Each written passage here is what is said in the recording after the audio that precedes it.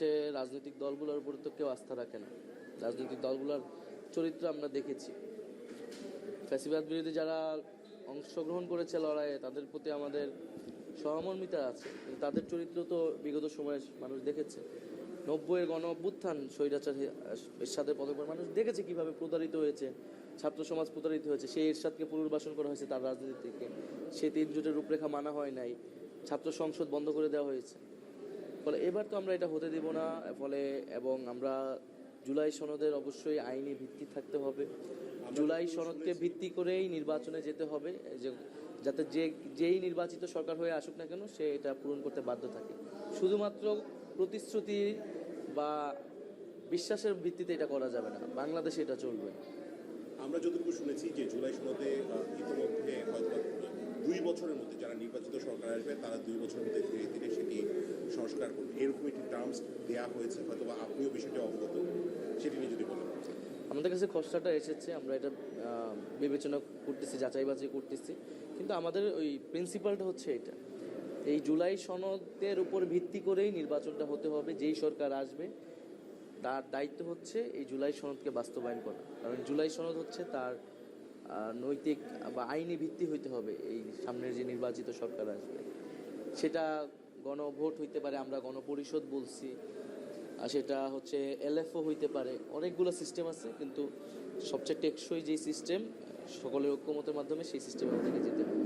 কথা বলছিলাম নাইদ ইসলামের সাথে, শুনছিলেন তারা যেটি বলছিলেন জুলাই সনদ নিয়ে, এবং এখন তারা ঢাকায় পৌঁছার পরে কিন্তু জুলাই সনদ নিয়ে কাজ করছে।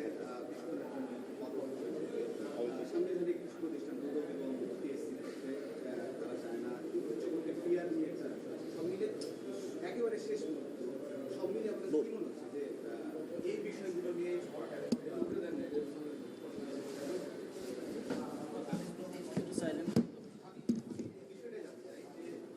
এনসিপি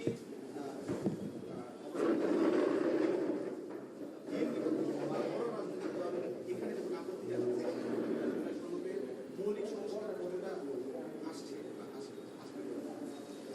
আমরা তো আশাবাদী যে শেষ পর্যন্ত সবগুলো বিষয়ের সুরাহা হয়ে যাবে।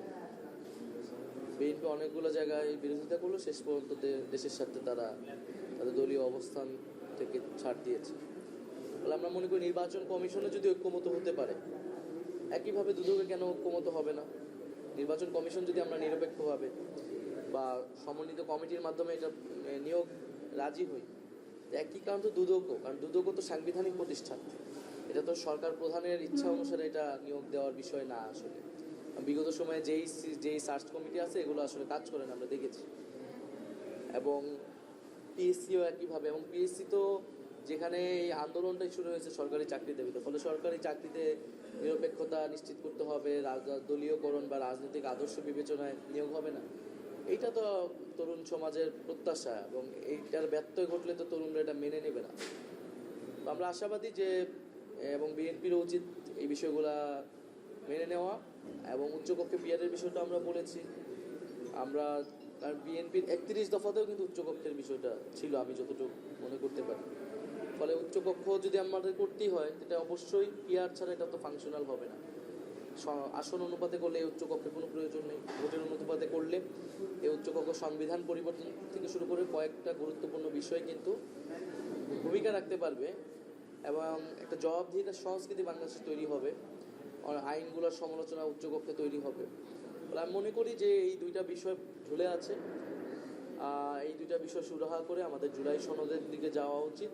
5ই আগস্ট সকল ফ্যাসিবাদ বিরোধী রাজনৈতিক দল, অভ্যুত্থানের পক্ষ, আমরা একসাথে এই বিজয়টা তাহলে উদযাপন করতে পারবো। জুলাই ঘোষণাপত্র, জুলাই সনদ।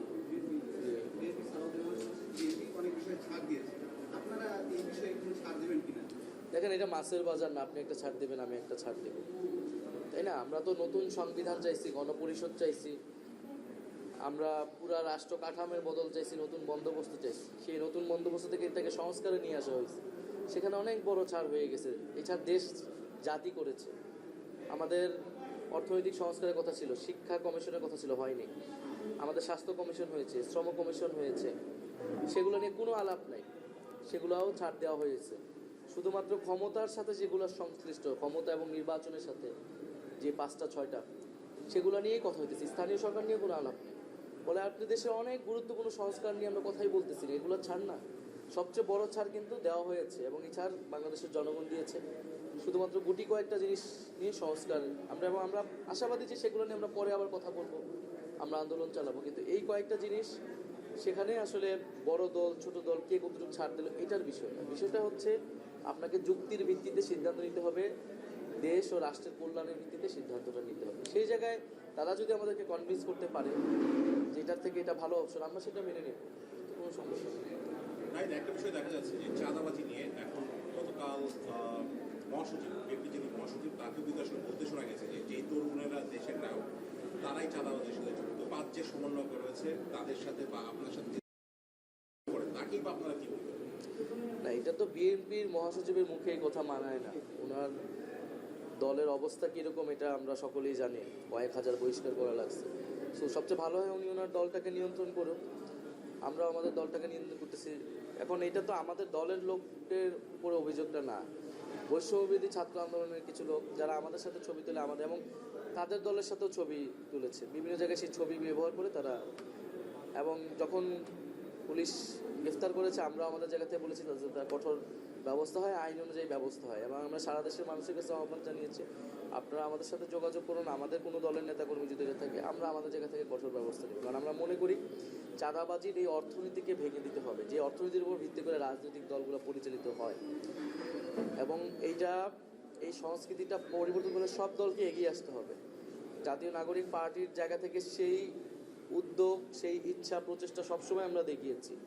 আমাদের অর্থনৈতিক স্বচ্ছতার বিষয়ে আমরা বারবার বলছি, বিএনপিতে একটা উদ্যোগও এখন পর্যন্ত নেয়নি, এবং কিভাবে এই দল পরিচালিত হয়, তার আয় ব্যয় কী হিসাব কীভাবে দিতেছে এটা আমরা কিছুই আমাদের জনগণের কাছে স্পষ্ট না। চাঁদাবাজি সন্ত্রাস আছে, তো নিজেদের বিশাল বিশাল চাঁদাবাজি ঢাকতে এখন তরুণদের উপর দায় চাপানোটা সঠিক কথা আচরণ হবে না, বরং এই সংস্কৃতিকে 5ই আগস্টের পরে বিএনপির মাধ্যমে এটা সারা দেশে ছড়িয়ে গিয়েছে, এবং যারা ছাত্র আন্দোলন আমাদের সাথে জড়িত ছিল তাদের একটা অংশকে সেটার ভিতরে ঢুকানো হয়েছে। বৈষম্যবিরোধী অনেকে ছাত্র দলের ছিল, শিবিরের ছিল, তারা এই কাজের সাথে যুক্ত হয়েছে। এই কাজের সাথে যেই যুক্ত হোক না কেন আমরা তার বিরোধিতা করি, এবং আমরা মনে করি দলগুলাকে আত্মপরিশুদ্ধির মধ্যে দিয়ে যেতে হবে। যদি নতুন দল হিসেবে আমরা এটা করতে না পারি তো জনগণ আমাদেরকেও অ্যাকসেপ্ট করবে না, ফলে এইটা নিজেদের ভিতরেই এই পরিশুদ্ধিটা প্রয়োজন আসে।